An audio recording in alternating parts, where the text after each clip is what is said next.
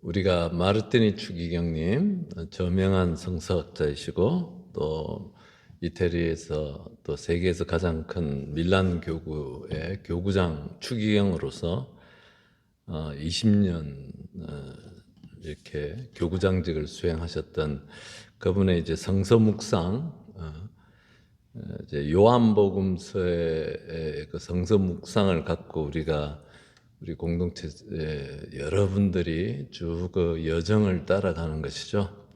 그래서 오늘 요한복음의 8번째 묵상에 예수님의 3가지 현존 양식 이런 주제로 이제 또 제가 조금 여러분들의 기도와 또 성찰을 돕도록 하겠습니다. 우리와 함께 하시는 하느님, 이 주제는 너무나 우리 신앙의 기초이고 베이직인데, 그런데 너무나 중요한 말이잖아요. 그렇지만 또 많은 우리 교우들한테 생소한 말이기도 하다고 생각합니다. 우리와 함께 하시는 하느님 많이 들었는데 복음 안에서 또 우리 신앙 안에서 하느님께서 우리와 함께 하신다는 얘기를 들었는데, 하지만 또 실제로 나와 함께 하시는 하느님을 체험하는 것은 굉장히 쉽지 않은 것이죠. 그리고 체험을 한다 하더라도 어떤 특별한 사건이나 특별한 일을 통해서 특별한 은총이 있을 때에만 우리가 하느님이 나를 사랑하시나 보다 이렇게 어렴풋이 느끼지, 매일매일 모든 매 순간에 하느님께서 나와 함께 하시고 나를 구원으로 이끌어 주시고 사랑과 또 어떤 생명으로 이끌어 가시는 그분의 현존을 느끼는 것은 많은 교우들에게 어쩌면은 좀 생소하다라고 이렇게 생각이 됩니다. 그래서 우선은 우리와 함께 하시는 하느님, 이 하느님의 현존, 예수 그리스도 안에서 드러나는 하느님의 현존이 그러면은 2000년 전에 있었던 예수님 주위에 있었던 제자들 또는 예수님을 만났던 사람들 안에만 하느님이 현존하시는가라는 질문을 할 수가 있는 것이죠. 아니다 것이죠. 아니다. 예수님 스스로가 복음서에서 이렇게 얘기하십니다. 보지 않고도 믿는 사람은 행복하다. 또 내가 떠나는 것이 너희에게 이롭다. 이제 눈으로 볼 수 없지만 그 현존을 우리가 이렇게 믿고 체험하는 것이 가능하다는 것을 갖다가 예수님 스스로가 복음서를 통해서 우리에게 말씀하십니다. 그리고 또 2000년 내내 수많은 분들이 또 지금 이 순간에도 우리와 함께 하시는 예수님과 함께 신앙생활을 하고 삶을 이렇게 살아가고 있는 것이죠. 그리고 또 많은 곳에서 열매를 맺는 삶을 이렇게 하는 것이죠. 그래서 내가 떠나는 것이 너희에게 이롭다라고 말씀하시는 것은 예수님의 새로운 현존 양식을 얘기하고 시공간에 구애받지 않고 모든 시대와 또 역사를 뛰어넘어서 우리들 각자의 한 사람 한 사람의 삶 안에 이렇게 현존하시는 그 방식의 훨씬 더 효과적인 방식임을 이렇게 우리에게 알려줍니다. 그래서 추기경께서는 이 책에서 3가지 대표적인 예수 그리스도의 현존 양식에 대해서 얘기를 하는데, 첫 번째는 성사 안에서, 그리고 두 번째는 공동체 안에서, 그리고 세 번째는 성령 안에서. 제가 안에서라는 표현을 했는데, 왜냐하면은 그 책에서 사용하는 그 경륜이라는 단어, 자전거 경륜이 아니라 경륜, 그러니까는 오이코노미아라는 그 라틴어죠. 경륜, 이코노미아의 뿌리가 되는 말인데 경영, 경륜 이런 것인데 그 책에서 이 단어를 일부러 사용하신 것은 하느님께서 그냥 단순히 소극적으로 우리 삶 안에 이렇게 현존하시는 것이 아니고 능동적이고 역동적으로 경륜 내지는 경영하시는 하느님의 그 현존을 갖다가 강조하기 위해서 이 단어를 사용하고 있는 것입니다. 그래서 이 세 가지 성사 안에서 우리가 가톨릭 안에서 칠성사 얘기를 하는데 성사 안에서 성사적 경륜 이런 말씀을 이렇게 사용을 하셔요. 그래서 이게 무슨 말인가? 그러니까 우리 천주교 신자들은 말씀 안에서 성사 안에서 하나님께서 우리와 함께 하신다라고 이렇게 듣고 믿고 있지만 하지만 그것의 정확한 의미 우리가 조금 우리 들여다보면 좋을 것 같습니다. 그래서 이 요한복음에서 예수님께서 니코데모에게 누구든지 물과 성령으로 태어나지 않으면 하나님 나라에 들어갈 수 없다 이 말씀을 하시는 것이죠.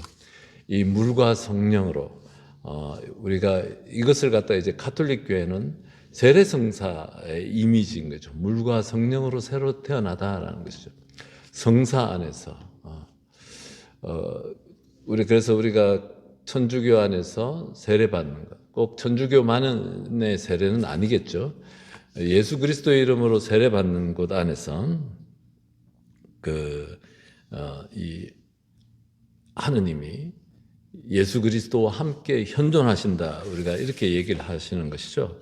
그런데 이 말을 조금 우리가 너무 좁게 해석하면 안 될 것 같아요. 그러니까 세례하는 그 장면 안에서만 하느님이 우리랑 현존하는가가 아니라 그것의 어떤 성사적 표징이지만 세례 성사의 원래적 의미는 죄를 씻는 것이고 내가 새로워지는 것에 있는 것이죠.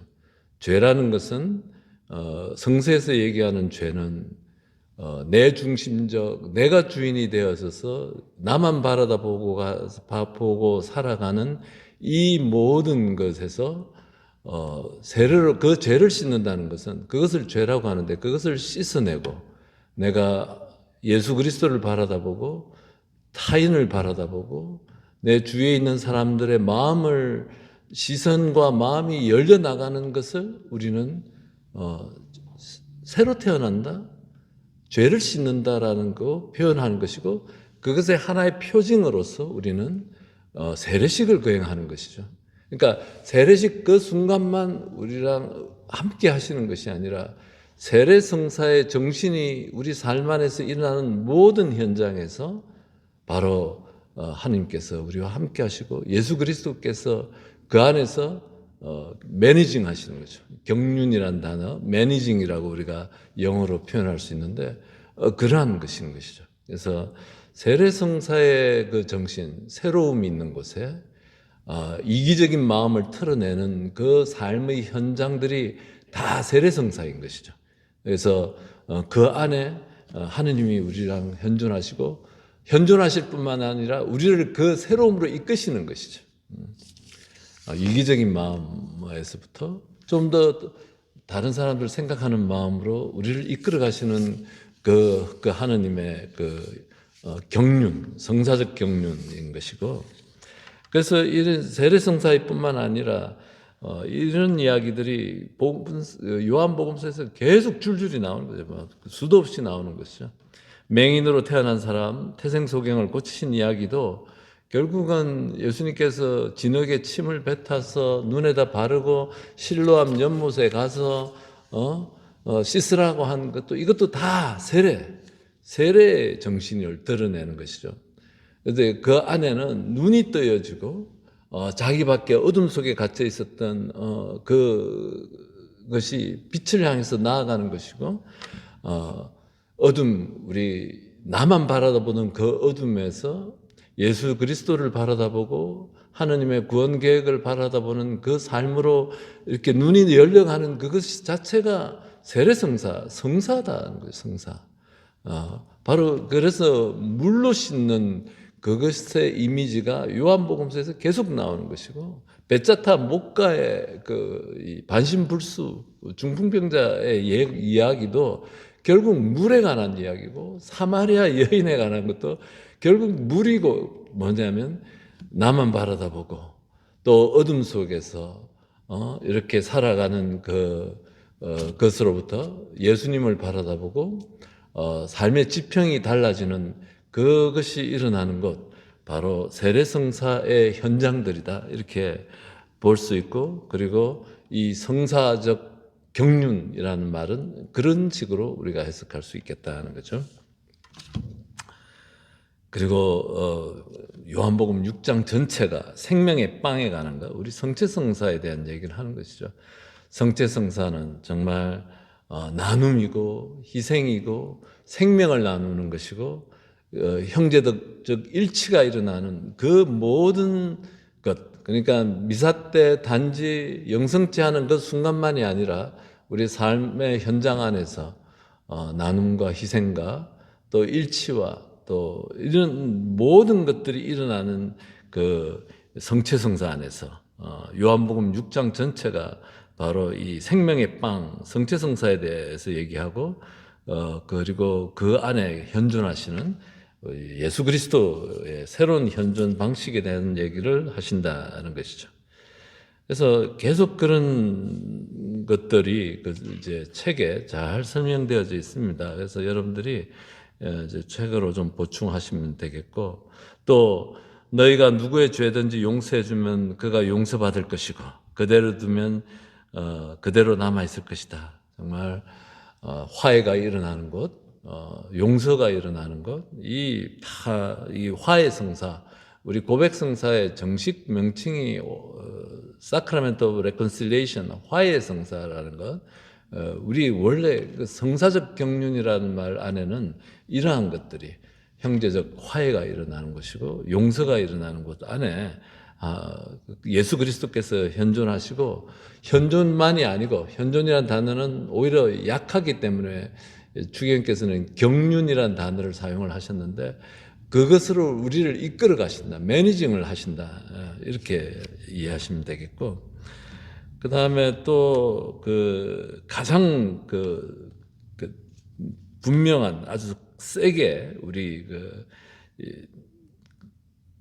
이 성사적 경륜이라는 것은 십자가에 매달리신 그분의 옆구리를 창으로 찔렀을 때 피와 물이 흘러나왔다. 물과 피, 성사적 표징들인데, 세례의 물이고 또 하나는 그리스도의 성혈, 성체성사가 같이 있는 것인데, 이러한 것들이 일어나는 곳, 정말 남을 위한 희생, 또 사랑을 위해서 나를 희생하는 곳, 이 안에 예수 그리스도께서 우리와 함께 하시고 우리를 그러한 삶으로 이끌어 가신다라고 하고, 우리는 우리와 함께 하시는 하느님이라는 말을 사용을 할 때 우리한 그러한 지평까지 확장해서 우리가 생각해야 됩니다. 단지 나한테 큰 선물을 주고 은총의 큰 사건들이 어디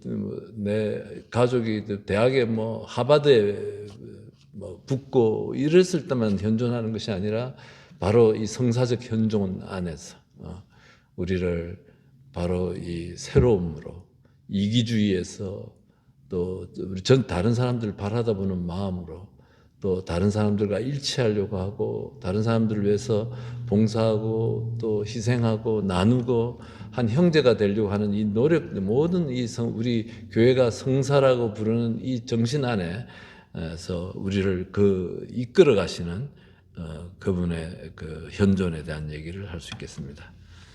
두 번째, 세 가지 대표적인 우리와 함께 하시는 예수 그리스도의 현존에 대해서 얘기하고 있는데, 두 번째는 공동체 안에, 공동체적 경륜, 이렇게 얘기하십니다.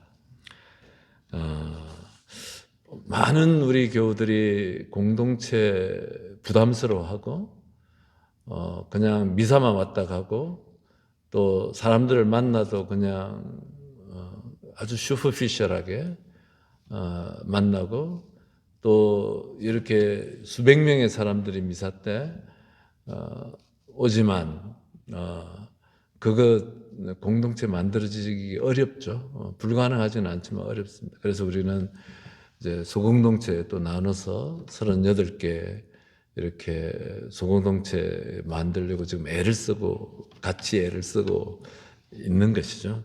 그래서 이 공동체 안에 공동체가 일치하려고 하고 그 일치를 통해서 나를 뛰어넘어서 정말 내 피부치만이 아니고 내 아들, 딸, 부모 말고 좀 뛰어넘어서 그 좁은 세상을 뛰어넘어서 다른 형제적 일치로 나아가는 것들, 그것이 바로 공동체인 것이죠.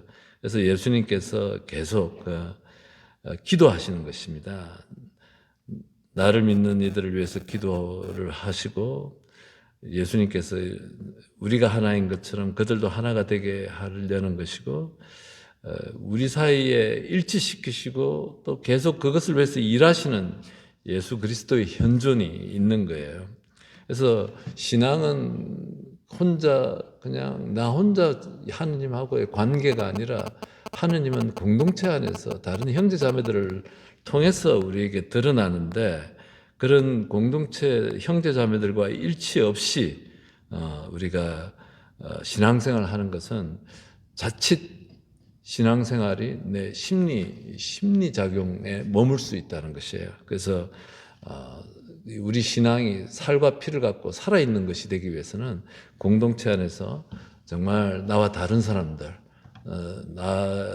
심지어는 어떤 경우에는 나를 미워하고 싫어하는 사람들까지도 우리가 대면해야 되고 그 안에서 노력해야 되는 것들을 포함하는 것입니다. 그래서 예수님께서 이 요한복음서에서 얘기하는 딱 하나의 그 법, 공동체 형제들 간의 사랑에 대한 얘기를 하시는데 요한복음 13장에 나오는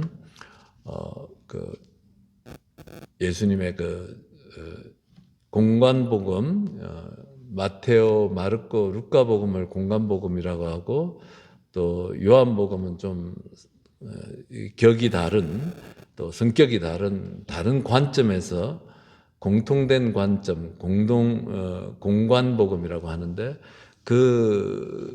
다르게 이 공관복음에는 성체성사 재정, 최후의 만찬에 관한 이야기가 기록되어 있다면은 요한복음에는 세종례에 대한 이야기가 있고 이 세종례는 제자들의 발을 씻겨주시는 장면이 있는데 이거는 상호간의 겸손 그리고 상호간의 희생, 힘든 봉사를 하는 것 이것을 성체성사, 우리 영성체를 대신해서 그걸 집어넣었다는 것이죠. 그래서 그만큼 성체성사가 뭐냐라고 얘기를 하면은 바로 다른 형제자매들의 더러운 발을 씻겨주는 것, 겸손하게 예수님께서 무릎을 꿇고 제자들의 발을 씻기셨듯이 겸손한 태도로 더러운 곳, 아픈 곳을 덮어주고 감싸주는 것, 그것을 성체성사 대신에 넣었을 뿐만 아니라 그것이 성체성사의 정신이라고 요한복음은 우리에게 알려주고 그리고 바로 이어서 내가 너희를 사랑한 것처럼 너희도 서로 사랑하여라 라고 이렇게 얘기하는 것인데 바로 이러한 사랑으로 우리를 형제적 사랑으로 겸손한 사랑으로 이끌어가는 이 공동체적 경륜이 있는 것이죠. 그러니까 나는 성당에 가서 아유 저 사람 어떻고 이 사람 어떻고 막 대화하기 싫어. 그래서 나는 그냥 미사 마치고 빨리 후다닥 그냥 집에 가서 혼자 하고 뭐 그것 성당에 오신 것만 해도 감사한 일이긴 하지만 우리의 이 하느님의 현존, 우리와 함께 하시는 하느님, 우리를 이끌어 가시는 하느님은 형제적 일치, 겸손한 봉사를 가르치고 또 힘든 봉사들을 가르치고 그거를 이끄시는 그 하느님에 대한 응답은 될 수는 없겠다는 생각이 되고 또 그러한 신앙들은 이렇게 성장되지 못하는 것을 저는 사목의 현장에서 계속 보고 있고 이렇게 체험하고 있습니다. 그래서 이 공동체적 경륜 우리가 기억을 했으면 좋겠습니다. 그리고 이 요한복음 13장의 그 세종례의 이야기는 이 만인의 보편적인 형제적 사랑을 얘기하지 않는다라고 추기현께서 얘기하시는 것이죠. 요거는 내가 속해 있는 그 공동체, 우리 반, 또 우리 순교자 성당 공동체, 또 이렇게 우리의 실제 우리가 부딪히고 있는 사람들의 공동체, 그 안에서 일어나는 그 발을 씻기는 겸손한 사랑과 일치, 이것을 얘기를 하고 있고, 비록 요한복음이 만인을 위한 그 사랑을 그 지평을 갖고 있지만 요 이야기는 세종례는 요 특수 관계인들 안에서 일어나는 그 형제적 사랑, 그리고 이 사랑을 배경으로 해서 교회 내 사랑, 공동체 내 사랑을 통해서 만인을 위한 사랑이 성장되고 발전되어 간다, 이렇게 말씀하시고 저도 동감하는 것이에요. 그래서 예수님의 그 12제자 부르시는 것이 굉장히 중요한 이야기다. 예수님께서 바로 공생활을 시작하시자마자 제자들을 부르셔서 공동체를 이루시는 것, 그것이 단지 우리에게 뭐 이웃을 만들어주는 것뿐만이 아니라 현존하시는, 우리와 함께 하시는 하느님의 체험 장소이기 때문에 그 얘기를 하시는 것이고, 또 그렇게 해야지 그분의 사명이 이렇게 계속 그 안에서 이루어져 나가는 것이기도 하는 것이죠. 그리고 이 하느님, 우리와 함께 하신 하느님의 그 현존의 세 번째 이제 방식, 성령의 경륜, 얘기가 성령 안에서, 성령, 우리가 성부 성자 성령으로 세례받고 성령을 믿나이다라고 우리 사도신경 안에서 늘 하고 있지만, 안타깝게도 많은 교우들이 성령의 체험들을 그렇게 이렇게 분명하게 또 이렇게 삶 속에서 이렇게 구체적으로 접하지 못하는 것도 또한 사실인 것 같습니다.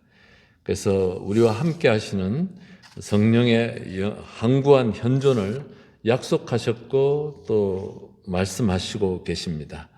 그래서 이 성령, 요한복음에서는 보호자로 이렇게 그분 곧 진리의 영께서 오시면 너희를 모든 진리 안으로 이끌어 주실 것이다. 그분께서 나를 증언하실 것이다. 또 보호자께서 오시면 죄와 의로움과 심판에 관한 세상의 그릇된 생각을 밝히실 것이다.